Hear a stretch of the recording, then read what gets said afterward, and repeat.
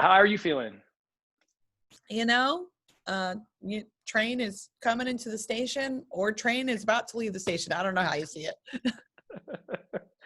We're excited Everything's that you. happening, and it's not necessarily exactly how I planned, but isn't that the definition of 2020?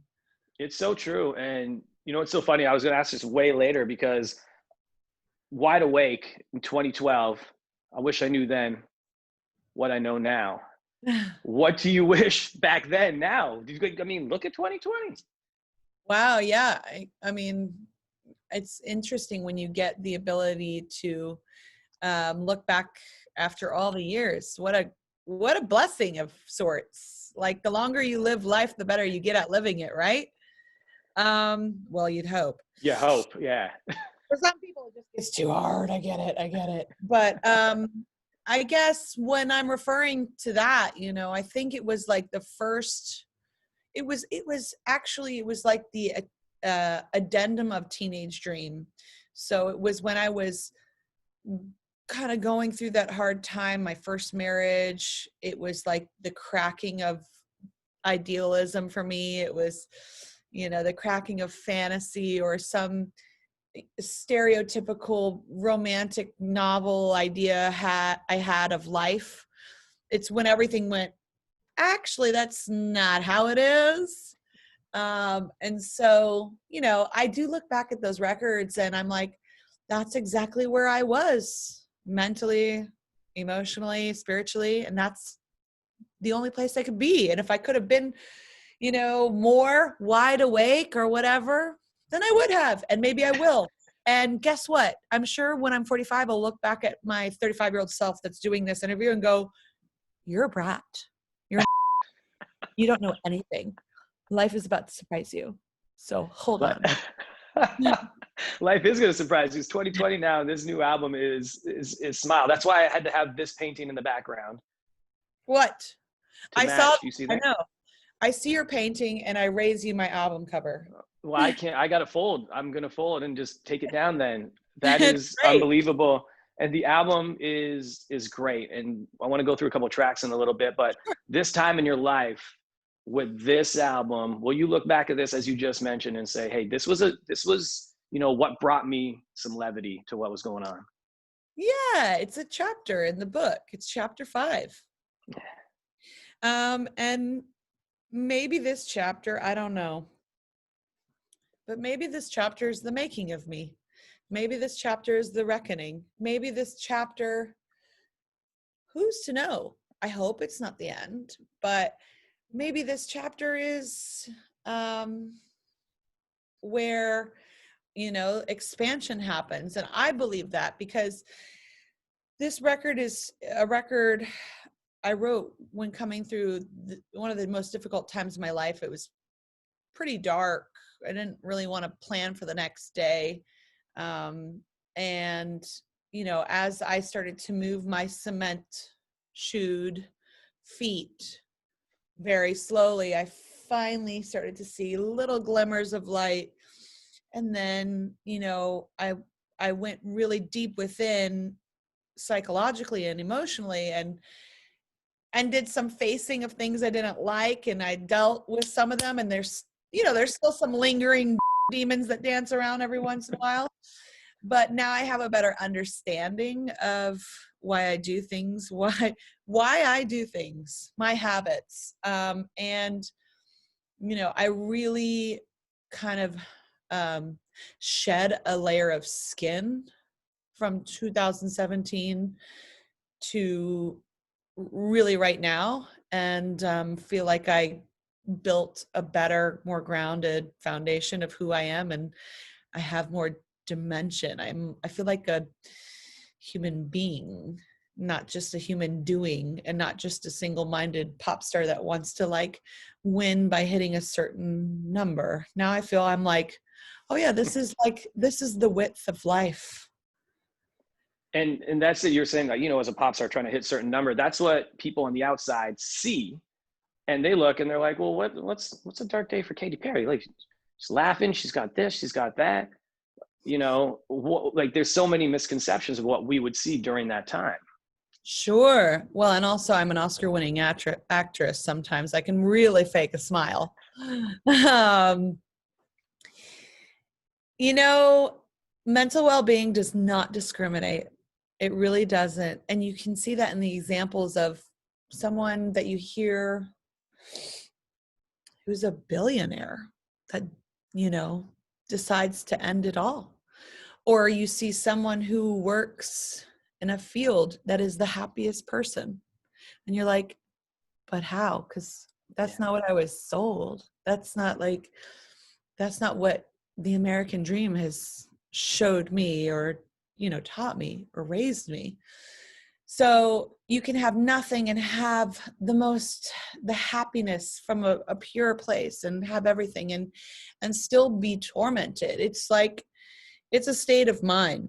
So, and I think we're realizing that as a world more than ever, especially going into this lockdown and this quarantine. Like, we are having to face things we don't want to face because we can't run from them. We can't work from them. We can't eat them away or shop them away or travel them away. It's just like, be in this box for 6 months and listen to your thoughts. And you're like, I want to drink.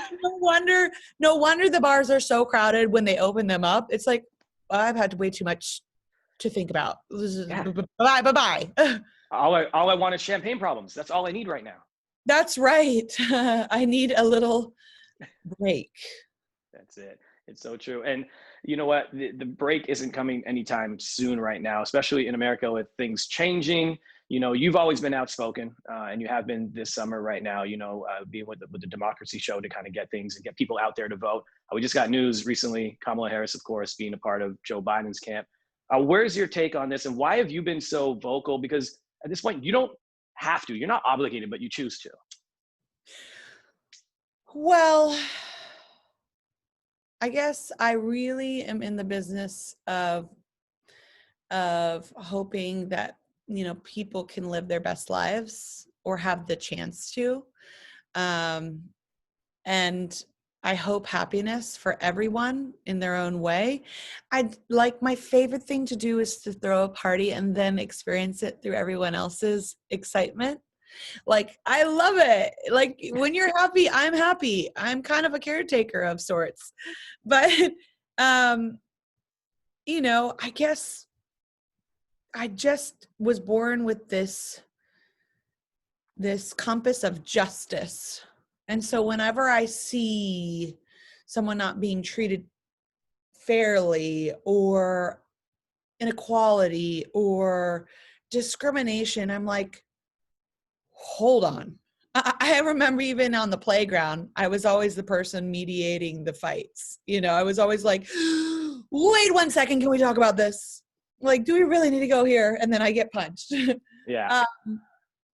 But yeah, I mean, I guess I really care about people because I feel them, and those feelings can be really horrible sometimes. And I just don't want people to feel those feelings. But yeah, I think that, you know, we're living in an interesting time, and I have been a fan of Kamala for years, and am excited to see her in this leadership position.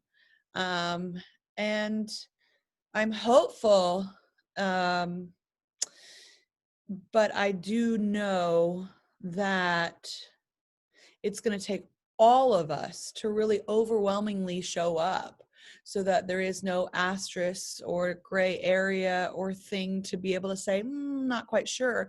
Like, we have to double down, I think. And I'm hopeful, but I also am realistic in knowing that the devil doesn't sleep. And there is also a saying that the devil works harder. So we must be vigilant.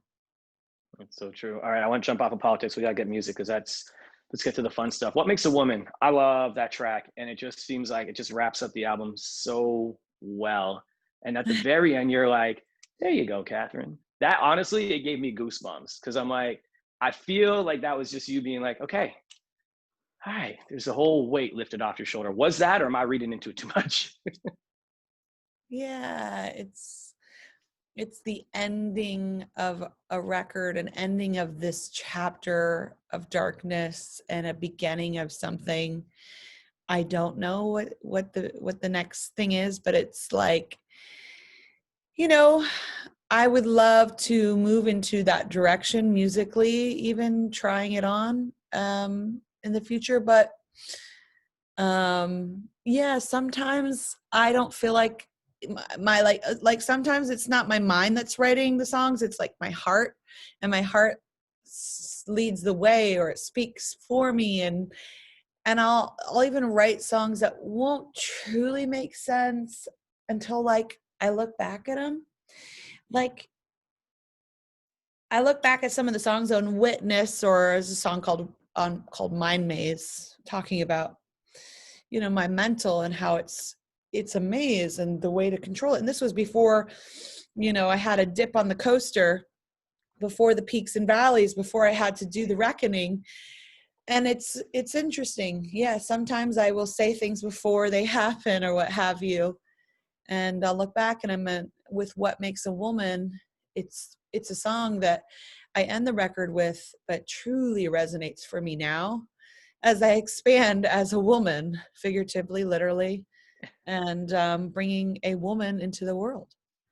And as you bring a woman into the world, what are you hopeful for? What gives you hope? What do you want that world to be like for your daughter? Well, that world, she will have to, you know, contribute as well, you know, to this world if she wants the world to be a good one for her. It's not just like she can sit back and expect. She has to, you know, she has to put in the effort as well. I'm going to be the 3 F's: fun, firm, but fair. Um, and also give her the freedom to choose, to try, to experiment, investigate, to, you know, make her own decisions. It's a different upbringing than I ever had. And it will be interesting. Of course, I'll protect her, but, you know, I think it's going to be amazing to see what she will bloom into with possibility. Was pun intended with that, with the bloom into? Yeah, of course. I gave you that one. Thank you. Appreciate you. Thank you so much for your time. I know we got to wrap up, but congrats on this. I love it. We're going to smile all the way through it. It's going to be a lot of fun, and can't wait to see you again. And early congrats on the album, on the 2 babies. 2 babies. Let's go. Let's get it. Thanks, Devo. See you in Canada soon.